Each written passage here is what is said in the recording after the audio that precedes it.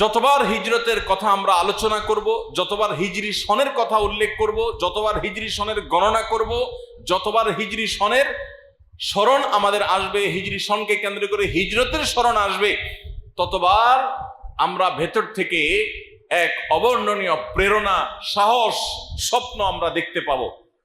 হতে পারে সেই ঘটনা অনাকাঙ্ক্ষিত, কিন্তু সেই অনাকাঙ্ক্ষিত ঘটনা আমাদেরকে শক্তি যোগাবে, সামর্থ্য যোগাবে, স্বপ্ন দেখাবে, আমাদেরকে সাহস যোগাবে, সামনে এগিয়ে যেতে সহযোগিতা করবে। আর সেজন্যই মুসলমানদের শুধুমাত্র আনন্দে উদ্দোলিত হওয়া, মুসলমানরা শুধুমাত্র গৌরব গাথা দিয়ে তারা খুশি থাকা, এটা মুসলমানদের জীবনের প্রধান বিষয় নয়। বরং মুসলমানদের জীবনের প্রধান বিষয় হলো যে তার জীবনের সঠিক পথ চলতে যাতে তাকে অনুপ্রেরণা যোগায়, সাহস যোগায়, শক্তি যোগায়, সামর্থ্য যোগায়। এরকম বিষয়গুলো আমাদের জীবনে বেশি প্রয়োজন। এই প্রেরণার কত বেশি প্রয়োজন সেটা আমরা হিজরতের শিক্ষাগুলো নিয়ে আলোচনা করলে দিনের আলো মতো পরিষ্কার হয়ে যাবে ইনশাআল্লাহ। আসুন আমরা হিজরতের শিক্ষাগুলো নিয়ে আলোচনা করি। 1 নম্বর, মুসলমান জানে যেখানেই হক এবং সত্য থাকবে সেখানেই বাতিল উপস্থিত হবে। কোনো সন্দেহ আছে? হিজরতকে কেন্দ্র করে কেন হিজরি সনের গণনা সাহাবা একরাম শুরু করেছেন? যেন মুসলমানের জীবনের পদে পদে যখনই বাধা আসবে, সত্যের পথে চলতে গিয়ে যখনই বাধা আসবে, অবলীলায় সবাই সুদ ঘুষের কারবার করে লাল লাল হয়ে যাচ্ছে, লক্ষ লক্ষ কোটি কোটি টাকার মালিক হয়ে যাচ্ছে, ঘুষের কারবার করে নানা রকম অপরাধে জড়িয়ে তারা সমাজপতি হয়ে যাচ্ছে। আর আপনি একই শিক্ষায় শিক্ষিত হয়ে বরং তার চাইতে আরো বেশি যোগ্যতার অধিকারী হয়ে কোন রকম কুড়ের ঘরে আপনার থাকতে হচ্ছে। আপনার প্রমোশন হয় না, তার প্রমোশন তরতর করে হয়। সে পরীক্ষায় 1 গাদা নাম্বার পায়, নকল করতে পারে, আপনি পারেন না। সে অনেক অন্যায় করতে পারে, আপনি অন্যায় করতে পারেন না। এই যে বাধাগুলো আসবে, এই বাধাগুলো যখন আসবে তখন হিজরত আমাদেরকে প্রেরণা যোগাবে, আমাদের পিঠে হাত দিয়ে আমাদেরকে সাহস দিবে, বলবে যে সামনে চলো, অন্যায়ের সামনে কোনো আপোষ করবে না, কোনো মাথা নত করবে না, কোনো ছাড় দিবে না। আদর্শ, ঈমান, তাওহীদের ক্ষেত্রে চুল পরিমাণ, বিন্দু পরিমাণ ছাড় দেয়া চলবে না। তুমি সামনে চলো। মনে রাখবে তোমার নবীর জীবনে এরকম বাধা এসেছে, তিনি আপোষ করেননি, তিনি সামনে চলেছেন। এরপরে তার জীবনে জয় এসেছে না পরাজয় এসেছে? হিজরতের ঘটনা বেদনার থাকলেও এই বেদনার ইতিহাস থেকেই পরবর্তীতে আনন্দের, হাসির ইতিহাসের জন্ম হয়েছে। যে ইসলামের গলা চিপে ধরতে চেয়েছিল মক্কার মুশরিকরা, মক্কা থেকেই যেন বের না হয় সেই চেষ্টা করেছে তারা। মক্কাতেই যে ইসলামকে তারা দাফন করতে চেয়েছিল, সেই ইসলাম শুধু মক্কাতেই প্রস্ফুটিত হয় নাই। আজকে পৃথিবীর এমন কোন কাঁচা পাকা ঘর নেই, পৃথিবীর এমন কোন সিটি শহর নেই, পৃথিবীর এমন কোন জায়গা নেই যেখানে ইসলামের দাওয়াত, ইসলামের সৌরভ, ইসলামের গ্রাণ সেখানে পৌঁছে নেই। যে ইসলামকে গলা চিপে হত্যা করতে চেয়েছিল মক্কার মুশরিকরা মক্কাতে, সেই ইসলাম গোটা পৃথিবীতে ছড়িয়ে পড়েছে না পড়ে নাই?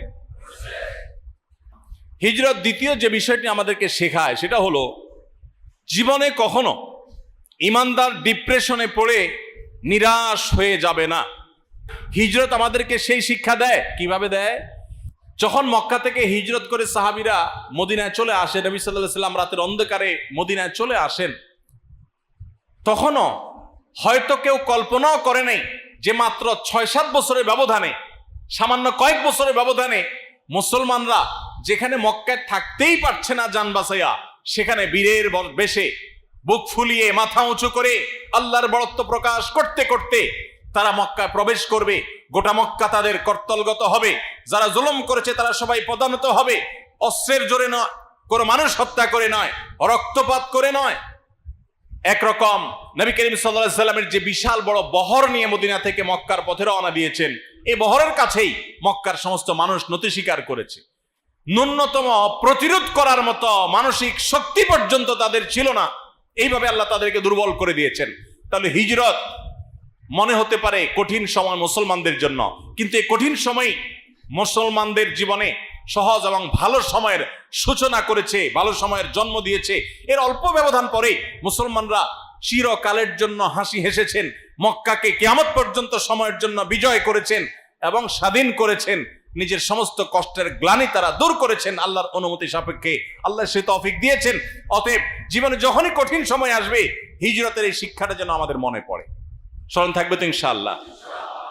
নাম্বার 3, হিজরত আমাদেরকে শেখায় মুসলমান প্রত্যেকটা কাজ করবে অত্যন্ত গোছানো এবং পরিকল্পিতভাবে।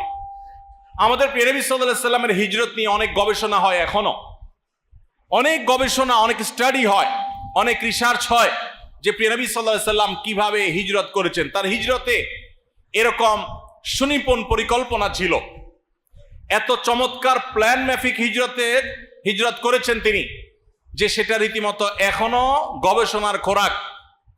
আপনি মুসলমান ব্যবসা বাণিজ্য করতে নামছেন, 2 দিন উল্টাপাল্টা ব্যবসা বাণিজ্য করে বাকি ঝুঁকি দিয়ে ব্যবসা বাণিজ্য শেখা ছাড়া ব্যবসা করতে গিয়ে ধরা খেয়ে এরপরে বলতেছেন আমি আল্লাহর নাম নিয়ে ব্যবসা শুরু করছি, 2 নাম্বারই করি নাই, তারপরও আল্লাহ আমারে বরকত দেয় নাই, আমার ব্যবসা শেষ হয়ে গেছে। আপনি সুন্দর করে পরিকল্পনা করেন নাই, দোষ দিচ্ছেন কার? আল্লাহ। আছে না নাই আমাদের জীবনে এরকম? ভাইরা আমার, হিজরত আমাদেরকে শিখায় মুসলমান তার জীবনের প্রত্যেকটা কাজকে তার আল্লাহর দেওয়া বিবেক বুদ্ধি খরচ করে সর্বোচ্চ সুন্দরভাবে পরিকল্পনা করে খুবই সুন্দরভাবে সাজিয়ে গুছিয়ে তারপর কাজ করবে। এই শিক্ষা ইসলাম দিয়েছে। এবং প্রত্যেকটা মানুষের মধ্যে প্রোডাক্টিভিটি আছে, অ্যাডভান্টেজ আছে, সৃষ্টিশীলতা আছে, বিশেষ যোগ্যতা আছে, কাজে লাগাতে হবে। অনেকে কাজে লাগাতে না পারে শুধু দোষারোপ করেন। দোষারোপ নয়, প্রত্যেকের প্রয়োজন অনুযায়ী তাকে কাজে লাগান। নবী সাল্লাল্লাহু আলাইহি ওয়াসাল্লাম এখানে কতগুলো মানুষকে কাজে লাগিয়েছেন, কাকে দিয়ে কোন কাজ হবে তাকে সে কাজের জন্য সেট করেছেন। তাহলে তিনি আমাদেরকে পরিকল্পনার শিক্ষা দিয়েছেন হিজরতের মাধ্যমে। নাম্বার 4, হিজরতের মাধ্যমে নবী সাল্লাল্লাহু আলাইহি ওয়াসাল্লাম শিক্ষা দিয়েছেন শুধু পরিকল্পনা করেই আমি সবকিছু করে ফেলবো মুসলমানের এই বিশ্বাস থাকবে না। মুসলমান পরিকল্পনা ঠিকই করবে, কিন্তু বিশ্বাস থাকবে যে হবে সেটা যেটা আল্লাহ ফায়সালা করেছেন। এজন্য নিজের পরিকল্পনা শতভাগ পারফেক্ট হওয়া সত্ত্বেও মুসলমান দিন শেষে পরিকল্পনা শেষে বলবেন ওয়া উফাউযিদু আমরি ইলাল্লাহ ইন্নাল্লাহা বাসীরুম বিল ইবাদ। আমি আমার চেষ্টা অনুযায়ী প্ল্যান প্রোগ্রাম করেছি আর পুরো বিষয়টাকে আমার রবের কাছে ন্যস্ত করে দিয়েছি। আল্লাহ দেখছেন সবকিছু, অতএব আল্লাহ যা করেন সেটাই হবে। আমার প্ল্যানেই যে হবে তা নয়, প্ল্যান আমার করা সর্বোচ্চ ভালোভাবে আমি করেছি। এরপর সে ভরসা করবে, তাওয়াক্কুল করবে কার উপরে? আল্লাহর উপরে। কিরকম ভরসা? যে তার জীবনে সবচেয়ে বড় বিপদ যদি আসে, পায়ের নিচ থেকে মাটি সরতে সরতে সরতে সরতে যদি একেবারে শূন্য হয়ে যায়, তার যদি পিঠ দেয়ালে ঠেকেও যায়, তারপরও সে বলবে লা তাহজান ইন্নাল্লাহা মা'ানা। তাহলে বোঝা গেল ইমানদারের জীবনে সবচেয়ে কঠিন সময়ও বা সবচেয়ে ভালো পরিকল্পনা করার পরও তাকে তাওয়াক্কুল করতে হবে। কি করতে হবে ভাই?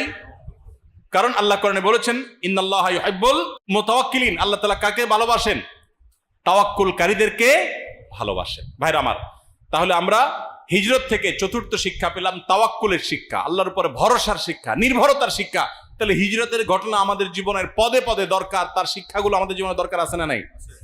সর্বশেষ এবং 5 নম্বর শিক্ষা হলো আত্মত্যাগ। হিজরত আমাদের কি শিক্ষা দিয়েছে ভাই? আত্মত্যাগ শিক্ষা দিয়েছে। কিভাবে স্যাক্রিফাইস করতে হয়। আপনি হিজরতের আদ্যপান্ত যদি অ্যানালাইসিস করেন, স্টাডি করেন, আপনি দেখবেন ত্যাগ ছাড়া কিছু নেই। প্রিয় নবী সাল্লাল্লাহু আলাইহি সাল্লাম ত্যাগ করছেন, আবু বকর রাদিয়াল্লাহু আনহু ত্যাগ করেছেন, সাহাবা একরাম যারা হিজরত করেছেন একজন একজন করে সবাই কি করেছেন? ত্যাগ করেছেন। অতএব কোন মুসলমান আল্লাহর প্রিয় পাত্র হতে হলে, জান্নাতি হতে হলে তার ত্যাগ ছাড়া আল্লাহর প্রিয় পাত্র হওয়ার, জান্নাতি হওয়ার কোনো সুযোগ। এখন আপনি প্রশ্ন করতে পারেন, ভাই নবী করিম সাল্লাল্লাহু আলাইহি সাল্লাম নিজের মাতৃভূমি ত্যাগ করে মদিনায় এসেছেন, সাহাবা একরাম যারা হিজরত করেছেন সবাই মাতৃভূমি ত্যাগ করে মদিনায় এসেছেন, তাদের জীবনের ত্যাগ করেছেন, বাট আমরা কিভাবে ত্যাগ করব? এই প্রশ্নের উত্তর নবী সাল্লাল্লাহু আলাইহি সাল্লামের ভাষায় আমি দিতে চাই। বুখারী মুসলিম একযোগে বর্ণনা করেছে, নবী করিম সাল্লাল্লাহু আলাইহি সাল্লাম বলেছেন ওয়াল মুহাজিরু মান হাজারা মা নাহাল্লাহু আনহু।